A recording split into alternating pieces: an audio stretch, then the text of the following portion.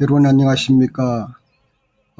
저는 위클리 유니버시티 학생들을 위해서 에베소서를 강의하려고 합니다. 오늘 제1강에서 서론 그리고 에베소 1장 1절에서 6절까지를 한번 살펴보도록 하겠습니다. 먼저 제가 에베소서 1장 1절에서 6절까지의 말씀을 읽겠습니다. 하나님의 뜻으로 말미암아 그리스도 예수의 사도된 바울은 에베소에 있는 성도들과 그리스도 예수 안에 있는 신실한 자들에게 편지하노니 하나님 우리 아버지와 주 예수 그리스도로부터 은혜와 평강이 너희에게 있을지어다. 찬송하리로다. 하나님 곧 우리 주 예수 그리스도의 아버지께서 그리스도 안에서 하늘에 속한 모든 신령한 복을 우리에게 주시되 곧 창세전에 그리스도 안에서 우리를 택하사 우리로 사랑 안에서 그 앞에 거룩하고 흠이 없게 하시려고 그 기쁘신 뜻대로 우리를 예정하사 예수 그리스도로 말미암아 자기의 아들들이 되게 하셨으니 이는 그가 사랑하시는 자 안에서 우리에게 거저 주시는 바 그의 은혜의 영광을 찬송하게 하려는 것이라. 제가 개역 개정을 읽었습니다마는 이 개역 개정과 또 세번역 성경을 중심해서 강의해 나가도록 하겠습니다. 에베소라고 하는 도시를 먼저 살펴보겠습니다. 에베소라는 도시는 로마 제국의 지배를 받고 있는 도시 중에서 아시아에서 가장 큰 항구 도시라고 볼 수가 있겠습니다. 에베소 여기 오른쪽에 있는 이 지도에 보면은 한 가운데 여기에 위치해 있습니다. 바로 이 섬 중에 많은 섬이 있지만 저 큰 섬에 사모아라고 하는 섬이 있는데 그 사모아 섬 맞은편에 자리하고 있습니다. 그래서 이 지중해에서 동부의 3대 국제 도시라고 할 만큼 한 25만 정도 그때 당시에 살았다고 합니다. 그러니까 이제 그 유럽에서 아시아로 있는 당시에는 이제 그 비행기가 없었기 때문에 이제 배로 해상을 통해서 모든 그 무역이 이루어지는 때이기 때문에 매우 그 요충 지역이었다 그렇게 볼 수가 있겠습니다. 특별히 이제 거기 불가사의 하나로 알려진 아데미 신전이 있었고요. 그래서 이제 정치적으로 무역으로나 종교적으로 주요한 도시였고 또 사도 바울이 그곳에 가서 매우 복음을 잘 전해서 상당히 성전 교회 기초가 든든히 선 그런 곳이라고 알려져 있습니다. 에베소 저자는 물론 바울이죠. 에베소 교회가 알려지기는 그 사도 요한이 아시아 7교회 라우디게아, 빌라델비아, 사데, 두아디라, 버가모, 스모나, 에베소 이렇게 이제 계시록 2장에 쭉 소개할 때에 2장 1절부터 7절까지 에베소 교회가 제일 먼저 등장이 됩니다. 이곳은 사도 바울이 2차, 3차 전도 여행 중에 이곳을 방문을 했고요. 3차 전도 여행 중에는 두란노 서원에서 복음을 전파했다고 합니다. 한 2년 정도요. 예. 사실은 그 두란노 서원에 복음을 전파하기 전에 보통 이제 회당에 가서 복음을 전파하곤 하는데 그 회당에서 복음을 전파할 때 유대인들이 상당히 곱지 않는 눈으로 보았습니다. 그리고 나중에 이제 핍박까지 하게 되니 그걸 견딜 수가 없어서 사실은 그 두란노 서원이 사립학교라고 하는데요. 거기에 옮겨서 복음을 전하게 되었습니다.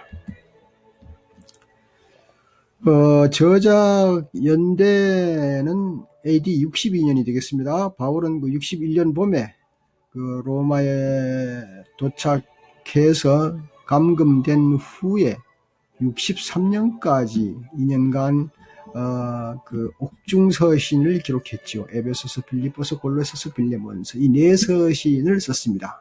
그래서 아마 62년경에 옥에 갇힌 중에 기록했다고 해서 이 네 서신이 옥중서신이고 그 가운데 에베소서도 기록이 되는 것이죠. 무엇이든지 편지를 쓰는 사람이 있고 또 받는 사람이 있습니다. 누가 이 편지를 받느냐? 바울은 이제 그 대체로 그 책 이름을 이렇게 기록을 한다 그러죠. 그 다른 사람들이 예컨대 베드로 전후서나 요한 1, 2, 3서 같은 것은 서신이라도 그 이름이 그 쓰는 사람의 이름으로 나와 있습니다. 베드로 전후서는 베드로가 썼고 요한 1, 2, 3서는 요한이 썼는데 바울은 그렇게 하지 않고 대체로 편지를 받는 사람이나 받는 곳의 도시 이름을 썼습니다.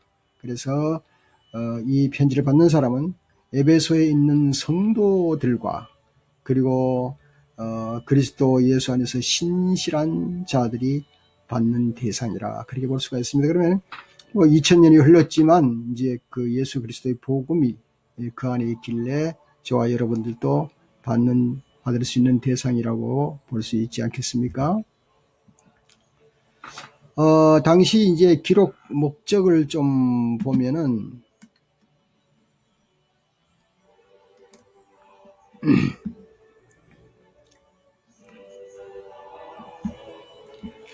기록 목적은 당시 로마의 죄수로 갇혀있던 바울은 에베소 교회를 포함해서 아시아 교회를 좀 전에 말씀드린 대로 썼는데 당시 아시아 교회들은 이방인과 유대인이 섞여 있기 때문에 늘 분열의 위험이 있다는 것을 알고 있었습니다. 그래서 분열하지 말고 한 몸이 되어라, 하나가 되어라, 서로 한 마음으로 사랑하라, 그런 뜻인데요. 이 사랑을 하고 한 몸이 된다고 할 때는 역시 하나님의 감추었던 그 비밀의 말씀이 있지 않느냐. 그리스도 안에서 이방인과 유대인이 하나가 되어서 한 교회를 이루어가라는 그런 서신이라고 볼 수가 있겠습니다.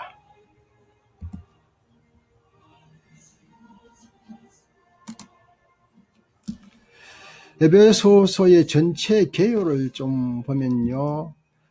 첫 번째는 교회를 설립하신 하나님의 목적이 되겠습니다. 하나님이 왜 교회를 설립하게 되었느냐, 지금 근거가 무엇이며 시작이 무엇이며 기초가 무엇이며 하는 그런 말씀을 다루기 시작했고요. 두 번째는 그리스도를 중심으로 하는 성도들의 유기적인 공동체. 그 세상에 많은 공동체가 있지만 이게 어떤 그 중심이 제대로 없을 때에 흔들리고 또 분란이 나고 찢어지고 그렇게 되게 됩니다. 그래서 교회가 그리스도를 중심해야 되는 건 당연하지만 참 그렇게 안 되는 때가 많이 있죠. 그래서 고린도 교회 같은 경우는 많은 분파를 가지고 있었던 것을 우리가 알 수가 있습니다. 그래서 그리스도를 중심해서 교회가 서로 유기적인 관계를 가지고 공동체를 이루어 나가자 하는 것이 그 중심 내용이었습니다. 세 번째는 교회 성도 간의 온전한 일치와 연합을 그리는 것입니다. 네 번째는 성도 개개인의 신앙생활과 거기에 관련된 실천적인 교훈을 준 것입니다.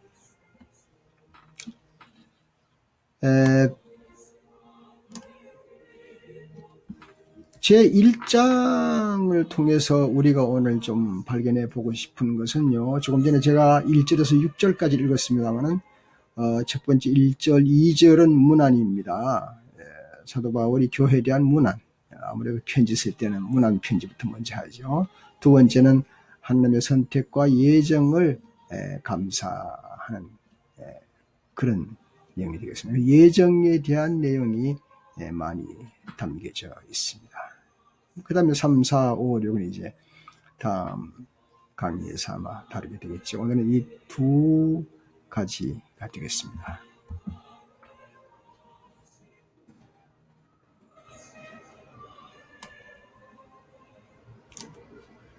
먼저 이제 1절로 들어가지요. 1절은 지금 여기 기록된 것은 세번역입니다. 세번역이 이해가 좀 쉽습니다. 하나님의 뜻으로 그리스도 예수의 사도가 된 나 바울이 에베소에 사는 그리스도 예수를 믿는 성도들에게 이 편지를 씁니다. 저는 이번에 이 질문을 좀 하고 그 질문을 생각할 수 있는, 물론 이제 질문을 생각한 걸 좀 발표하고 이렇게 하면 마주 앉아서 서로 공부를 해야 잘 되겠습니다만은 사정상 또 요즘 코로나 바이러스로 인해서 모두 집거하고 계시니까 더욱더 그럴 수밖에 없는데요. 아무튼 제가 질문하고 대답을 또 제가 하고 그렇게 해보십시다. 먼저 질문이요.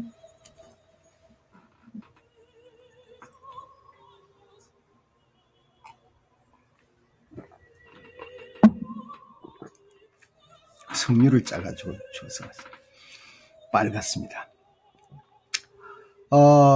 이제 여기 하나님의 뜻으로 그리스도 예수의 사도가 된 나 바울이라고 해서 사도가 무엇인가?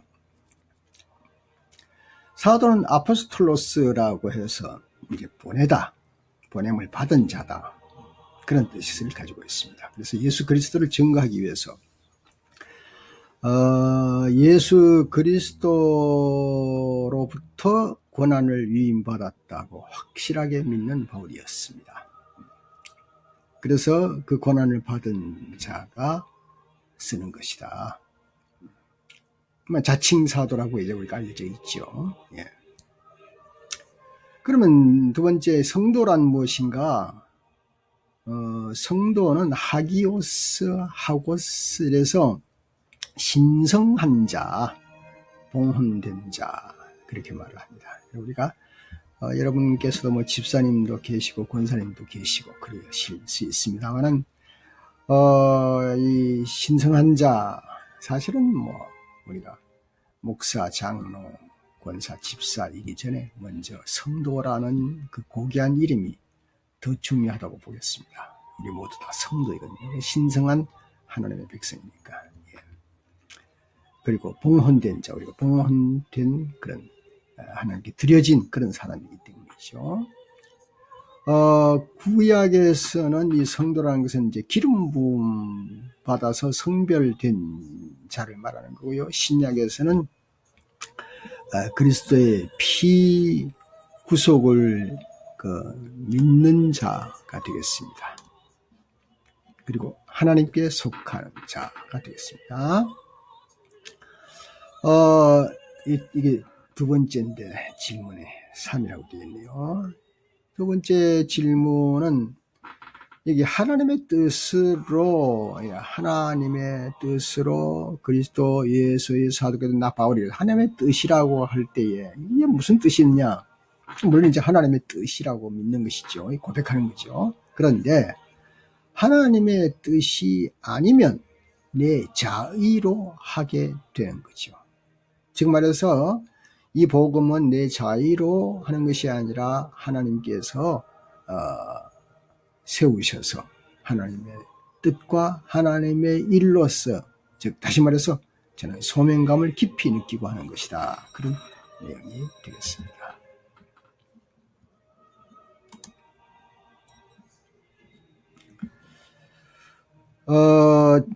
2절입니다.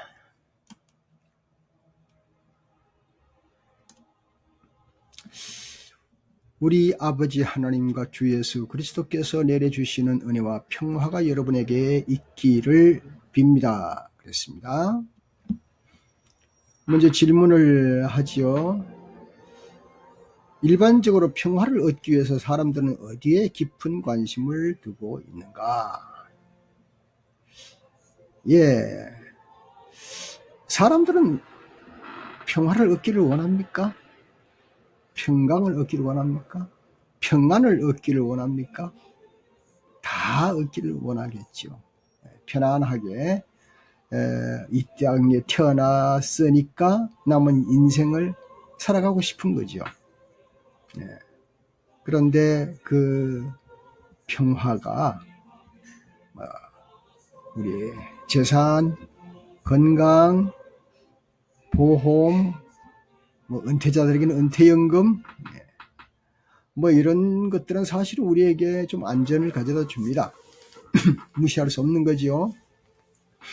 재산이 있어야 하고, 건강이 있어야 되고, 또 사회 제도가 있어야 되고, 연금이 있어야 되고, 이것이 있어야 일단은 안정하게 하루 밥 세 끼 먹고 살아가지 않겠습니까? 그러나 진정한 은혜와 평화는 어떻게 오는가? 이것은 바로 은혜를 받아야 평화가 온다 하는 원리입니다. 은혜는 헬라어로 카리스죠. 보상 없이 주시는 관용입니다. 내가 많이 노력해가지고 무슨 탈취한다든가 빼앗는 것이 아니고, 내가 갖는 것이 아니고 내려주시는 것이죠. 은혜 자체가 내려주시는 거니까 그 내려주시는 것을 받는 쪽이죠.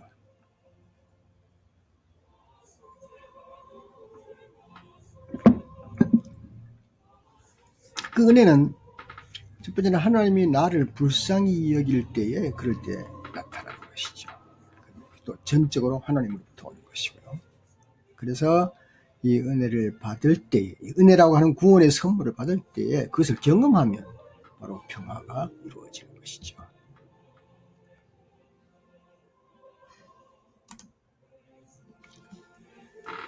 어, 3절을 보겠습니다. 우리 주 예수 그리스도의 아버지이신 하나님을 찬양합시다. 하나님께서는 그리스도 안에서 하늘에 속한 온갖 신령한 복을 우리에게 주셨습니다. 이 질문을 해보겠습니다. 그리스도가 누구이며 아버지에 대한 구약의 의미는 무엇이고 신약의 의미는 무엇인가? 제가 이걸 이제 하면서 이 공부를 하시는 분들이 이제 신학생들이니까 이건 가장 너무 기초적인 것이니까 이 과정들을 다 거쳤을 테이다. 그렇게는 생각이 듭니다만은 그러나 이제 이 기초를 든든히 깔지 않고는 집을 지을 수가 없는 것처럼 이런 그 기본적인 기초를 우리가 알지만 다시 밑바닥에 깔아놓고 우리가 아마 2장, 3장, 4장, 5장, 6장으로 나아가야 바로 이해가 될 것 같습니다. 기초 없이는 무엇을 이제 올려놓을 수가 없는 거죠. 그래서 지금부터 이 기초를 깔린 다음에 성경 66권을 전부 하나하나 올려놓으면 이것이 보다 더 가치 있고 아름다운 집이 건축되게 되는 것이라고 저는 그렇게 보는 것입니다. 그래서 다시 이제 기초로 돌아간다면요. 그리스도란 바로 메시아, 기름 부은 자란 뜻이죠. 기름은 히브리 사람에게 국왕이요 제사장이요 예언자의 직분을 뜻하는 것인데 그 성별의 표가 되죠. 그래서 예수 그리스도가 여기에 합당한 분이시다. 마태복음 16장 16절죠. 성서에도 주는 그리스도시요 살아계신 하나님의 아들이시니다 하는 그 예수 그리스도가 메시아고 우리가 바로 기다리던 하나님의 아들이다 하는 것을 말씀해 줍니다. 아버지는 누구이냐? 아버지의 의미는 무엇인가? 새삼스러운 질문이죠. 지금까지 우리는 아버지에 대한 현상 속에 살았는데 물론 아버지는 낳아준 남자입니다. 나를 낳아준 남자. 구약에서는 그 민족의 조상을 얘기하고 나타내는 말입니다. 그러나 신약에 와서 아버지라고 할 때 여기에는 이제 하나님 아버지를 말씀하는 것이요. 특별히 이제 예수 그리스도와 관련해서는 삼위일체 하나님을 말하는 겁니다. 그러나 아버지 하나님과 예수 그리스도가 삼위일체이기 때문에 하나라는 것이죠. 하나하고 함께 활동하는 분이시다. 그렇게 볼 수가 있습니다. 그러므로 아들을 아는 자에게는 하나님을 아버지라고 부를 수 있는 권한을 가지게 되는 겁니다. 요한복음 14장 10절에 내가 아버지 안에 거하고 아버지는 내 안에 계신 것을 내가 믿지 아니하냐, 그런 말씀이 있죠. 그 다음에 이제 4절이 되겠습니다. 하나님은 세상 창조 전에 그리스도 안에서 우리를 택하시고 사랑해 주셔서 하나님 앞에서 거룩하고 흠이 없는 사람이 되게 하셨습니다. 그렇습니다. 여기 또 한 질문을 합니다. 하나님이 창조 전에 우리를 택했다는 것이 무엇인지 한번 말해보라. 여러분 한번 말해보십시오. 네. 첫째는 오래전이란 말도 있겠죠. 창조전이니까요. 오래전에 내가 이 땅에 태어나기도 전부터 하나님이 나를 향한 계획을 가졌다, 그런 뜻이 되겠습니다. 헬라의 원문은 말이죠, 엑셀렉사토인데 기본형은 에클레고라고 합니다. 예. 이것은 이제 골라내다, 집어내다 하는 그런 뜻이 되는데요. 이 에클레코라는 기본형은, 에크는 그 out from, 밖으로. 그러니까 레고는 gather, 모으다, elect, 고르다, 그것이 합쳐진 말이 되겠습니다. 그래서 어떤 집단으로부터 불러내어 밖으로 끄집어내어졌다. 어떤 사람이 어떤 집단으로부터 밖으로 불러내었다. 모든 사람이 다 구원받지는 않죠. 구원받은 사람이 선정되어 있죠. 그런 또 자유의지와 하나님의 선택 문제는 또 다음 기회에 한번 우리가 하도록 하겠습니다. 둘째로 다시 이제 4절을 읽어보죠. 하나님은 세상 창조 전에 그리스도 안에서 우리를 택하시고 사랑해 주셔서 하나님 앞에서 거룩하고 흠이 없는 사람이 되게 하셨습니다. 거룩하고 흠이 없는 사람이 되겠다 하는 이제 성별했다는 뜻인데요.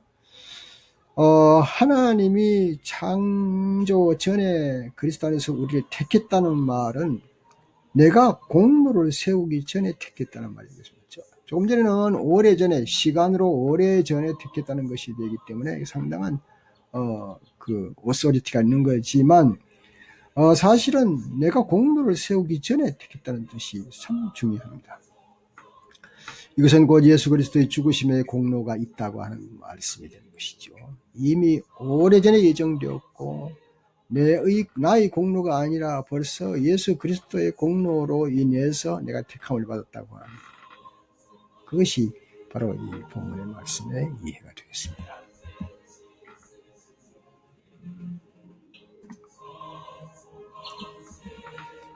이제 5절입니다. 하나님의 그 기뻐하시는 뜻을 따라 예수 그리스도를 통하여 우리를 하나님의 자녀로 삼으시기로 예정하신 것입니다.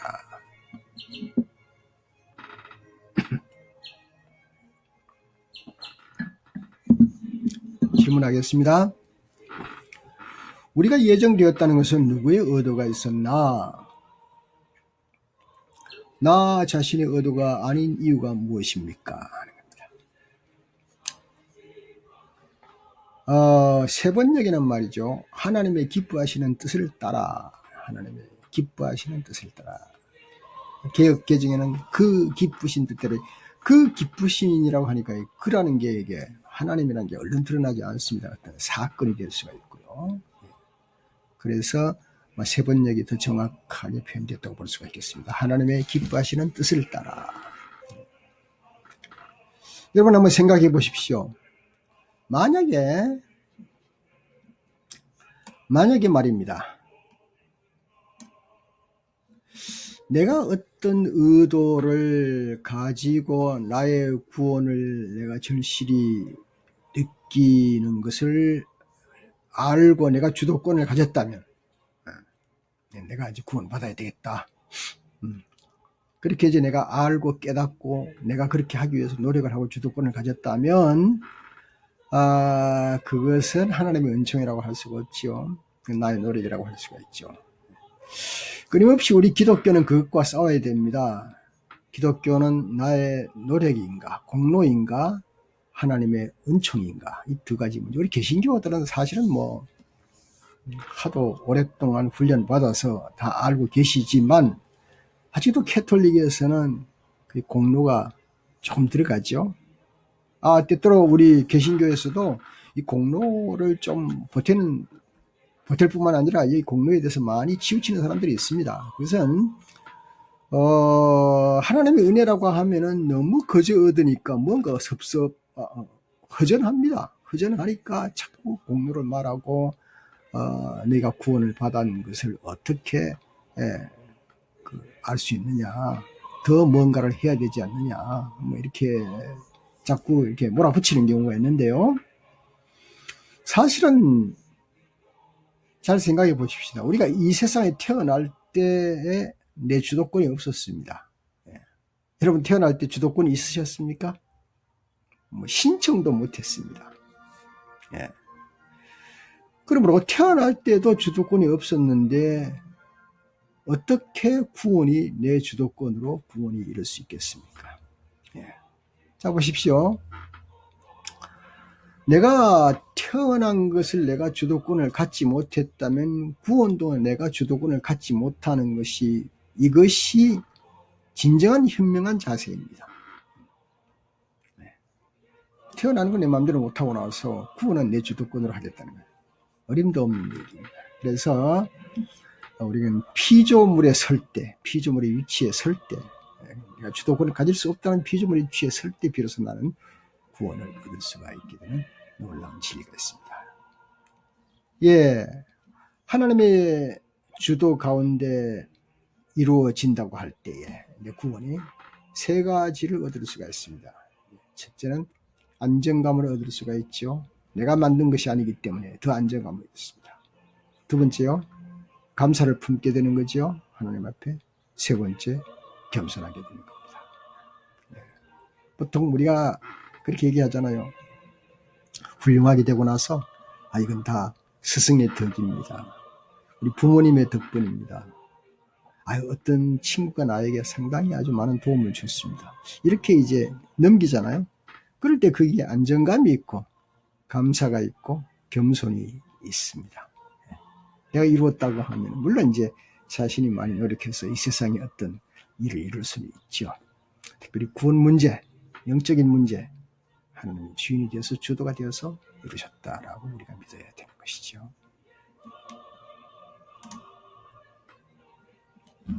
마지막 6절 말씀을 보겠습니다. 그래서 하나님의 사랑하시는 아들 안에서 우리에게 거저 주시는 하나님의 영광스러운 은혜를 찬미하게 하셨습니다.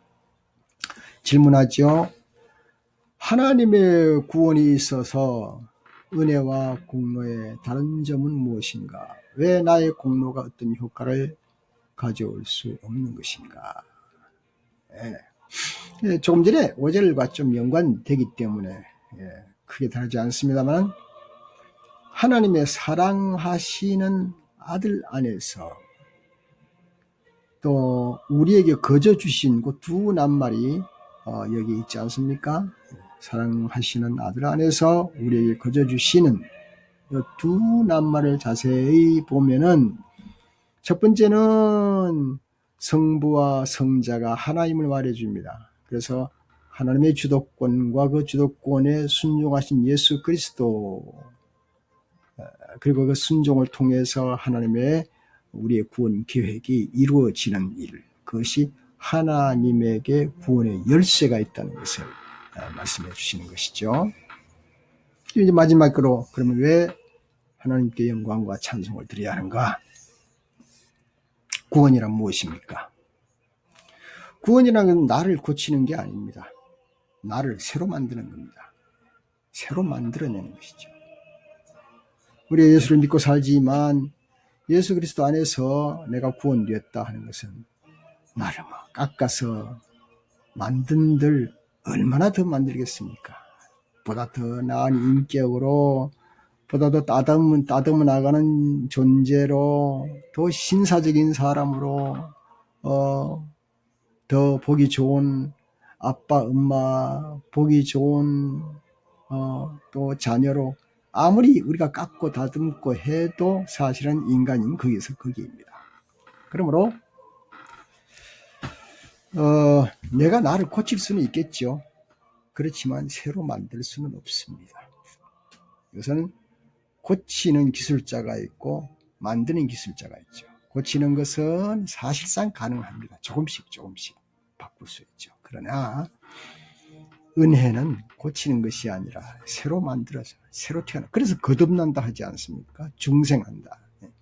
새로 만들어지는 것이기 때문에 이것은 바로 창조주 하나님의 손안에 있고, 그러기에 우리는 하나님의 은혜로 새로 만들어진 존재이길래 이 존재로서 하나님께 영광과 찬송을 돌리는 것입니다.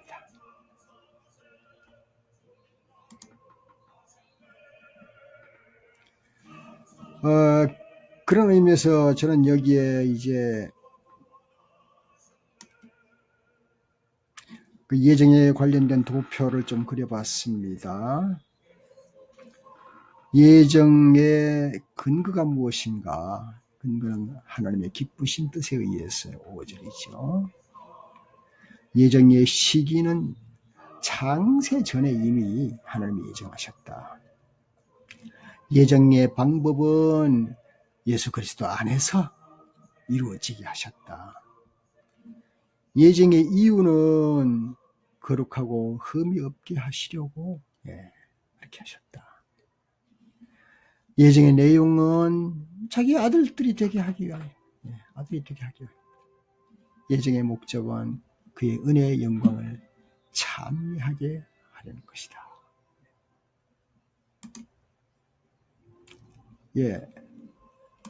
감사합니다. 오늘 에베소서 첫 번째 강의로서 서론과 1장 1절에서 6절까지 여러분과 함께 나누었습니다. 또 일주일 후에 여러분 나머지 또 7절부터 함께 공부하도록 하겠습니다. 감사합니다. 안녕히 계세요.